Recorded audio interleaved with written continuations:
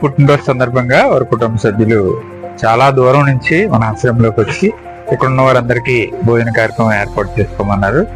వారు ఇంత దూరం నుంచి ప్రయాసపడి మన మధ్యలోకి వచ్చినందుకు వారిని అందరిని అభినందిస్తూ మనవికి ఇలాంటి పుట్టినరోజులు ఎన్నో జరుపుకోవాలని మనసారి ఆశీర్వదిస్తూ భోజన కార్యక్రమాన్ని వారు కుటుంబ సభ్యుల చేతుల మీదుగా మనం ప్రారంభిస్తాం.